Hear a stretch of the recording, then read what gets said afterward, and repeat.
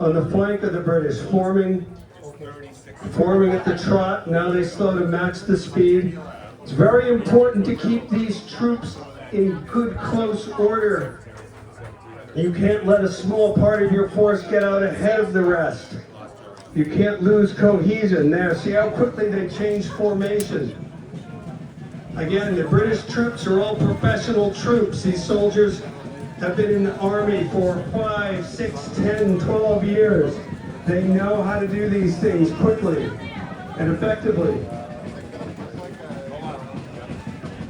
So they formed a line of battle, but if you look closely, it looks a little different than it did before.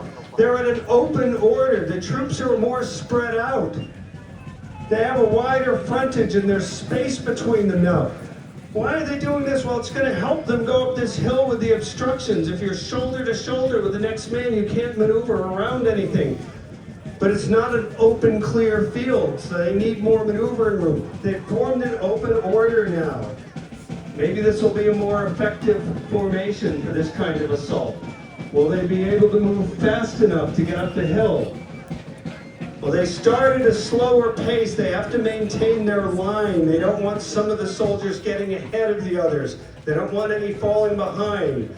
They start at a slow pace to be sure that everybody has that order. See the way they can get around the obstructions now. They're in open order. It's more effective for the terrain they have to cover. It looks like they're not going to try another flanking assault like this time. This must not be a feint. This must be the real thing this time. The Americans have opened up with their artillery. They have just a few artillery pieces in the middle of their line. It appears they still have ammunition. Here too, the British open order is an effective way to avoid casualties from those cannons. Fewer men.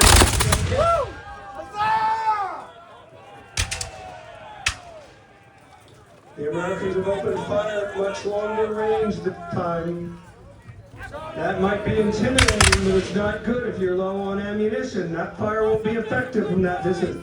And the British, they're taking advantage now of some of these obstructions in their field. They're using them as covered positions.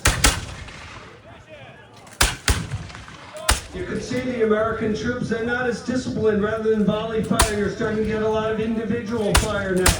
The men are enthusiastic, but they're not professional soldiers. They're a little harder to control. They're keeping up a random but hot fire now. That may be intimidating, but how's their ammunition supply up on that hill? The British have had time to rearm. The Americans didn't have that advantage. You can hear the American officers yelling, "Hold your fire, hold your fire." They know that ammunition could be running low. But it's hard to control these men. They're brimming with enthusiasm. They did so well earlier in the day. They want to do that again. The officers can't keep them from keeping up this ineffective fire from a long range. And the British seem to be onto them. They've held their place. They're keeping a position at a distance. Let the Americans keep throwing away ammunition. That can actually work in their favor.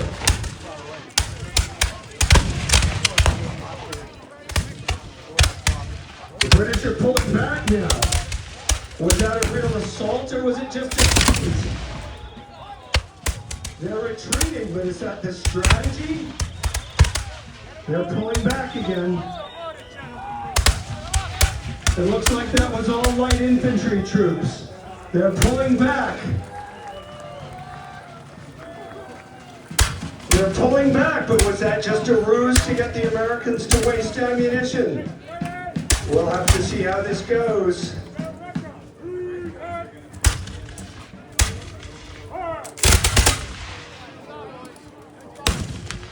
The British have pulled back and taken positions in the brickworks and the saw pits. Now the British seem to still have some artillery ammunition to use. Remember, they're very low on artillery ammunition on the British side because their support brought up the wrong size ammunition. They've got some rounds, but not much.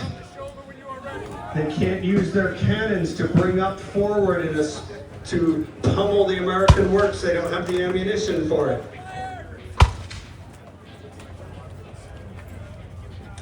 Now the American commanders have finally gotten more control of their men, gotten them to cease firing. They're not throwing away their ammunition needlessly anymore.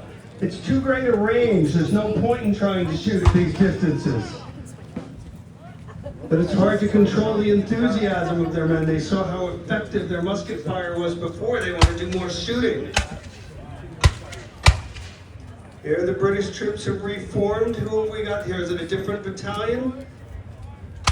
Some new troops on the field? No, it looks like the same ones forming. They're going to try to come closer. They're being careful. They're being very careful, and they're using what cover they can find.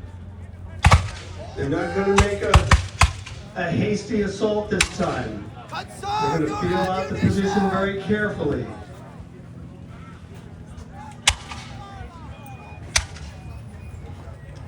Oh, listen, I hear drums and fifing. It looks like there's more British troops coming up.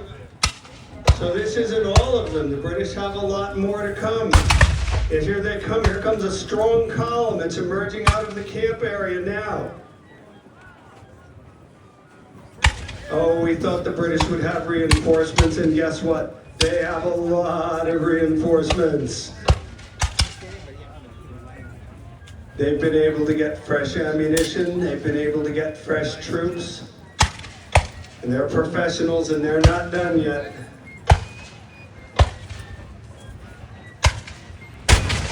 They're even playing their field music, they're playing the sprightly sound of their fifes to encourage their men.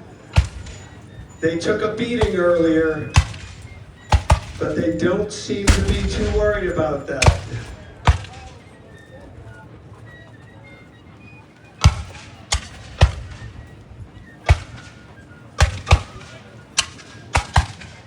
Oh, there's more of them. We see 1, 2, 3, 4 battalions. Is that another one still behind? There's even more. 5, 6. That's a lot of British troops, folks. That's a lot of redcoats. And they are angry now.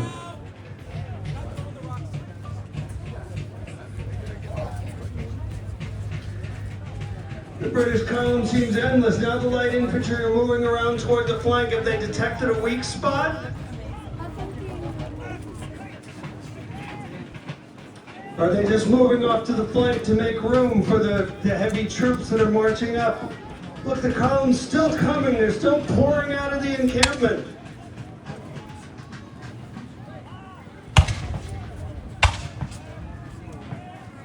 They're still coming. 1, 2, 3, 4, 5, 6, 7, 8, 9, 10 battalions now. That's an enormous force. Almost 2,000 men on the British side at the Battle of Bunker Hill. Do you think the Americans can withstand an assault this strong? Let's see how the British play it this time. They're playing for position now.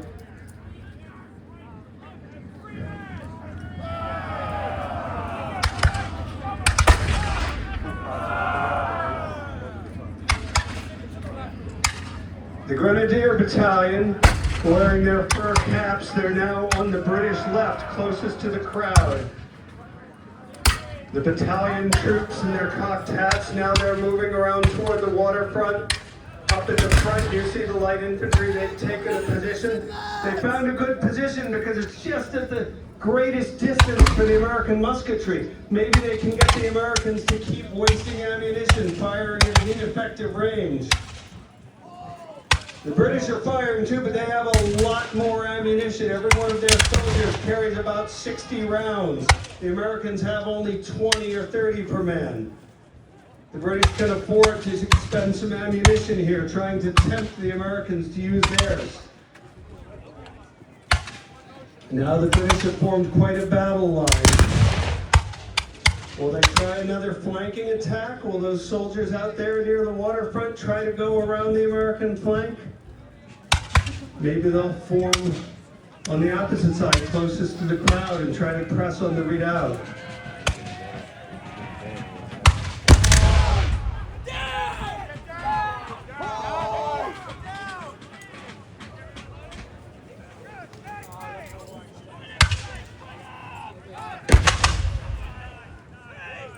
British, looks like the British battalion line is ready to fire, but they have to move the light infantry out of the way first. You heard the commands, make ready. Now wait for the next command, present.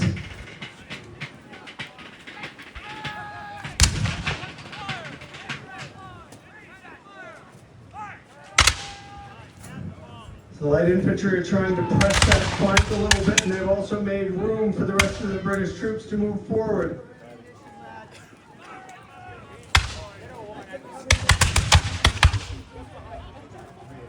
The American troops have seen that the British are preparing to fire a devastating volley, and some of them are kneeling down now behind the redoubt. Wise move.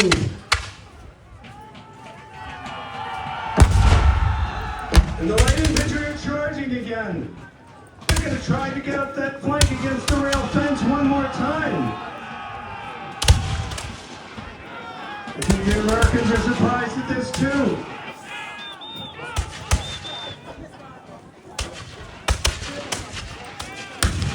So it looks like the Americans are having trouble keeping a steady fire. The light infantry are going down, but are they taking casualties or are they just lying down the way? There it is, there's the first of the British volleys. It's a long range, but that's a pretty intimidating amount of gunfire. Is it going to rattle the American troops? Will they start to waver?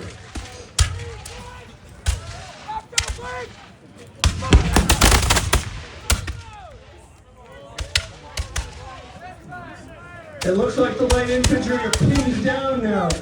A lot of men went down, but I don't think they were hit by the gunfire. I think they're using the slope of the hill as protection. They're so low down that the Americans can't get good shots at them anymore. They're actually using the slope of the hill to their advantage. Here comes the rest of the British battle line. That's a lot of redcoats. They're maintaining their discipline even in the face of this American fire.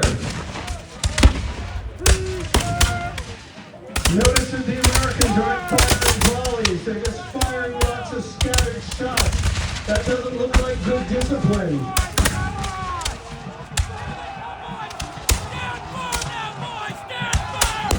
The light infantry is falling back now.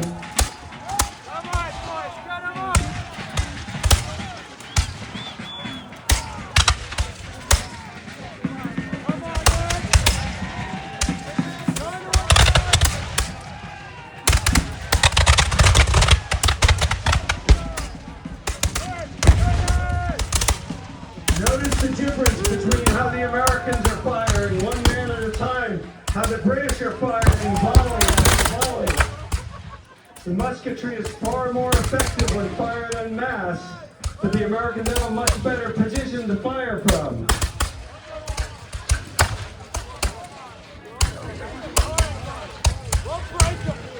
The American officers are trying to control the fire on the American side. Don't fire when the British are so far away. It's not effective, but they can't control their men's enthusiasm. Here come the British troops. They're able to maintain very solid formations in spite of this opposing gunfire.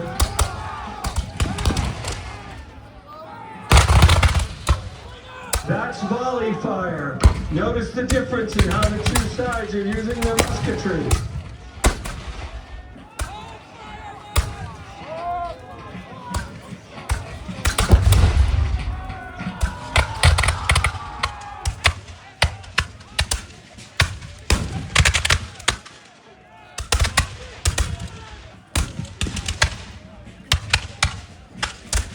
Now the British are starting getting into range of the American musketry. What are they going to do? How are they going to try to assault this fixed position?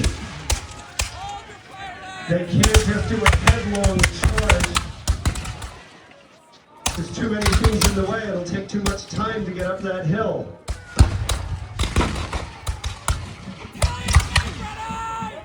Oh, they're moving forward in the line.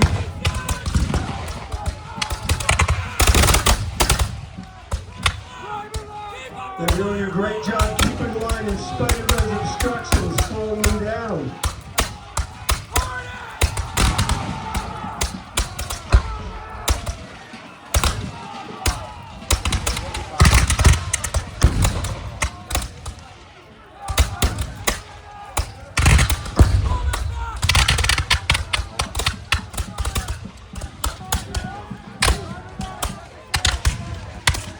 The American musketry is starting to show some effect. There's a few casualties, but it's still a bit of a distance. And the American ammunition must be running low by now. They just doesn't have much ammunition with them. The Americans, again, the officers are trying to control their fire, trying to get their men to stop firing at random. Notice the difference. The British are able to fire in very controlled, devastating volleys, whereas the Americans are firing individually. Now the British are charging their bayonets and they're up the hill.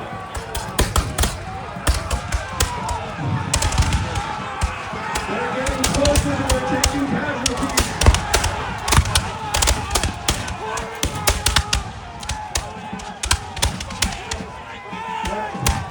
Some of the Americans are starting to break. They're starting to pull back from their redoubts.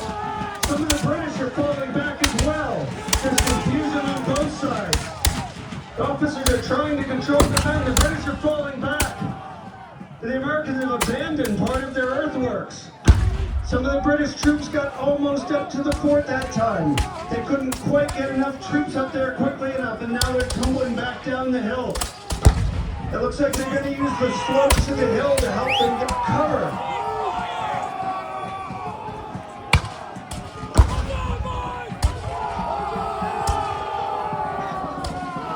Woo!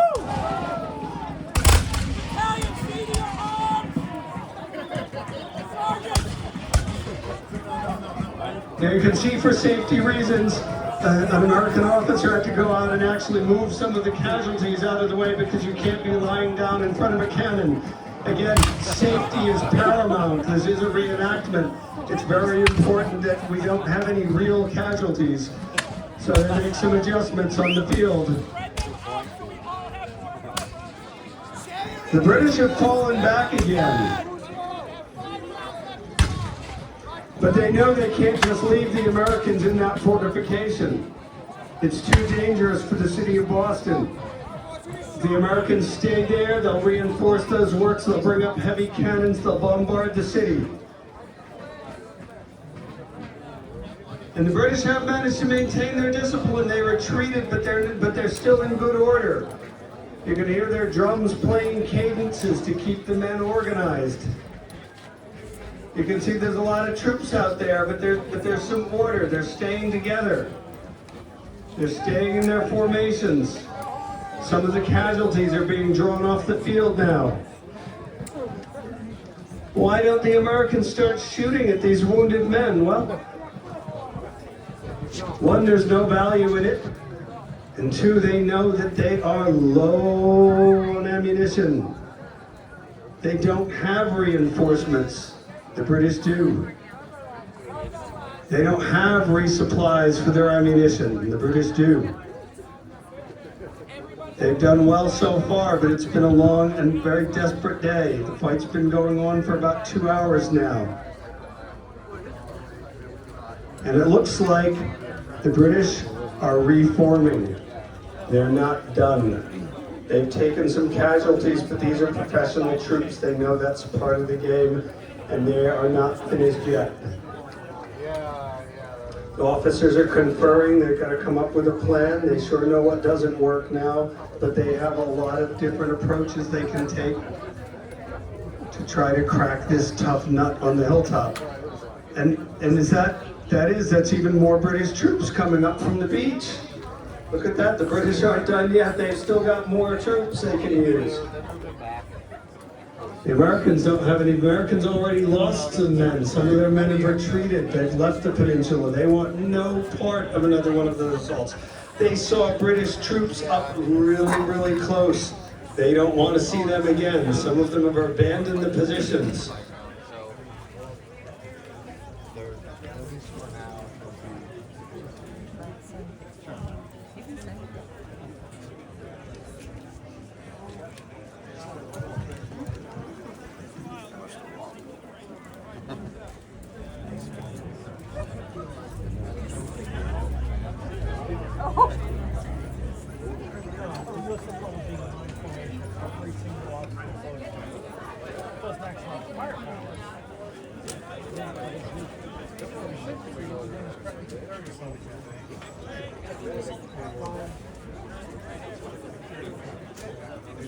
Jump the wall.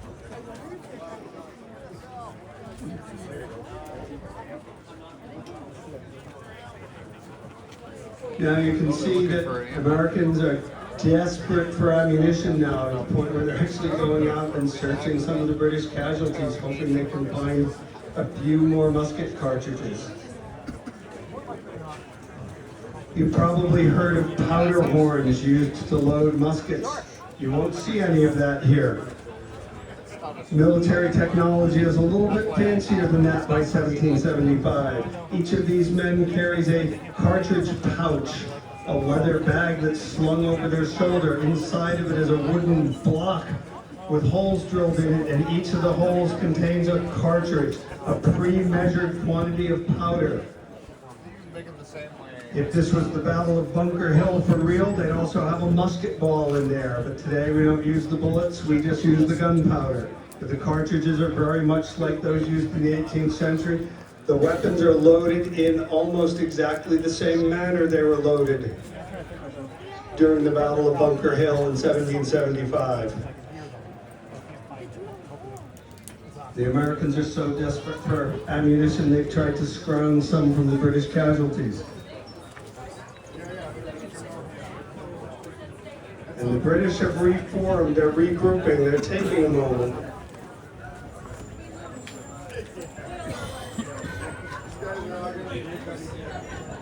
They're probably getting a little badly needed rest. It's not easy trying to take that hill. It's a hot day.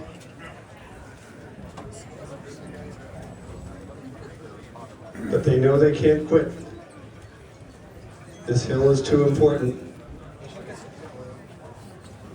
Now you may know that this American redoubt in 1775 was built on a hill called Breed's Hill.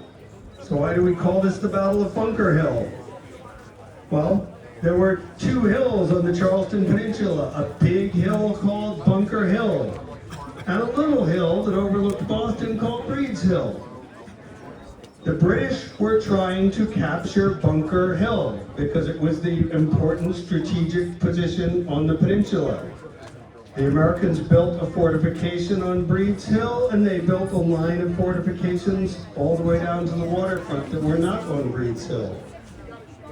The battle took place all over the Charlestown Peninsula, not just on the little American fort on Breed's Hill. The British captured Bunker Hill at the end of the battle. That was their objective all along.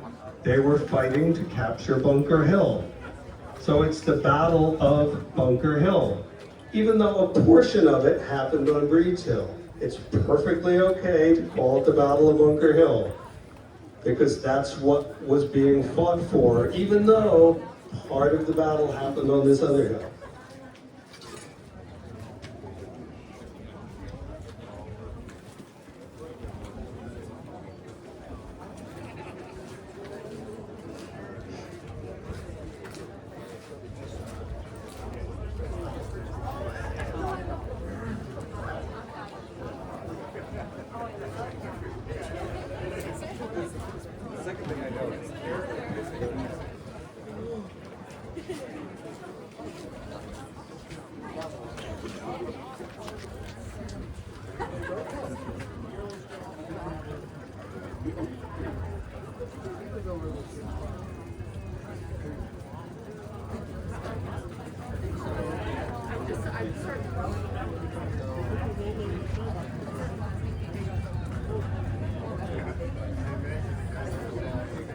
Now, it may seem that the British are taking their time, but it just so happens that the British, after two bloody assaults trying to take this hill, may have come to the realization that they have some time. They've seen just how ragged the American musket fire was on this second assault. It was effective, but it wasn't disciplined. And they may have seen that some of the Americans fled the redoubt. Maybe if they can do another determined assault using a bit of a different plan, that they'll have better results. On the American side, they may be getting nervous. They've beaten back professional assaults by professional British troops twice in a row, but it wasn't easy. They may be as surprised as anyone that they were able to beat back those two assaults, but a third one, can they do that too? And they're low on ammunition. Some of their comrades have already fled. They wanted no part of this battle. They'd seen enough. The men who are still here, they've got some fight in them, but do they have enough?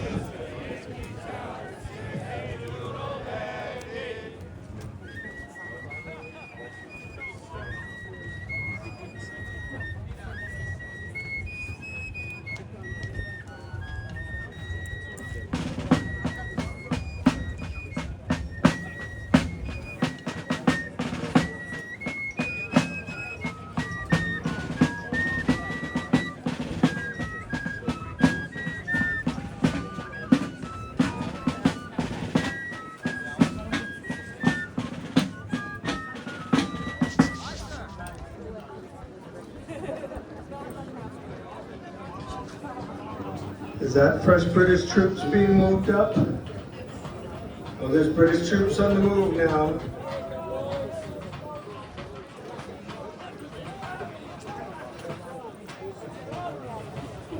That's it, they're on the move again, out on the flank. I don't see any American troops way down there at that rail fence. Maybe there's a vulnerability there. There's more British troops coming up from the beach.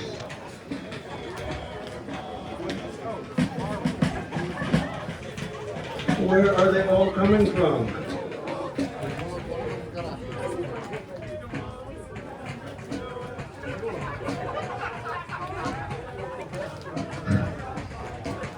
The Americans are keeping up their spirits by singing an old tune called Yankee Doodle.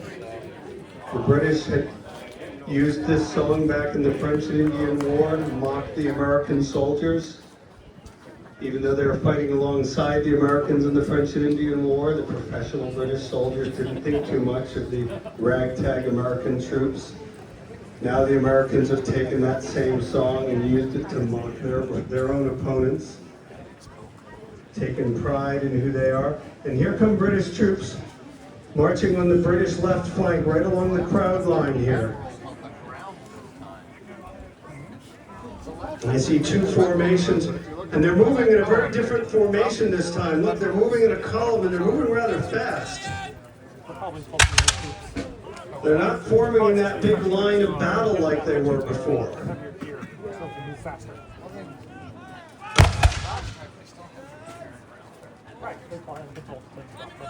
Yeah, they're definitely using a different mode of attack this time.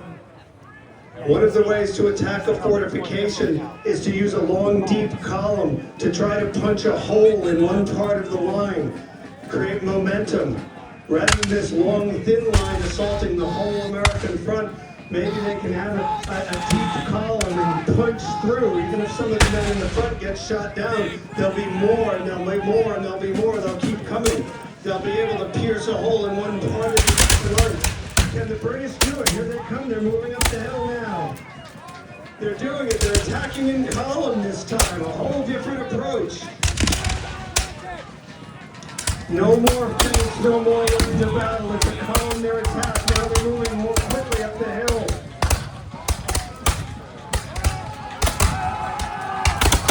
They're doing it. They're getting close. They're getting closer. The Americans have run out of ammunition. They're throwing rocks, anything they can find. They're doing it. The British are over the walls.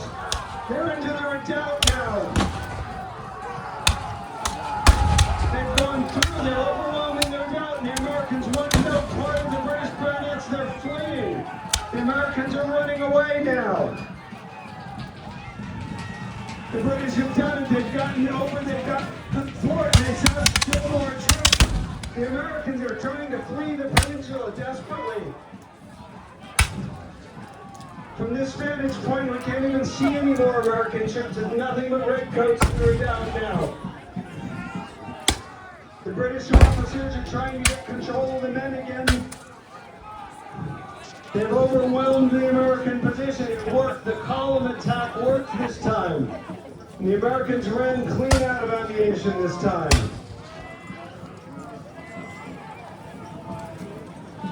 There's just a few Americans still struggling to give a little bit of resistance, but there's so many British troops now.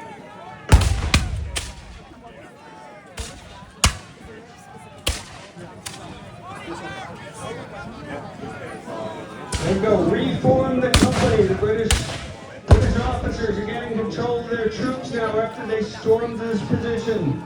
They've driven the Americans off the Charlestown Peninsula. They've successfully taken the American redoubt and moved on to capture Bunker Hill, which was their objective all along. There's still some more resistance.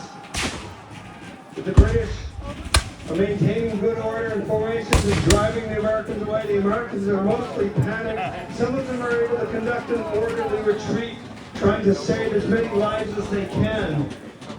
But they don't stand a chance now. There's just not enough of them. And the British are able to push them and push them away. British colors, British flag now flying in the redoubt. The Americans don't have any more fortified positions. They don't have any more reinforcements to draw on.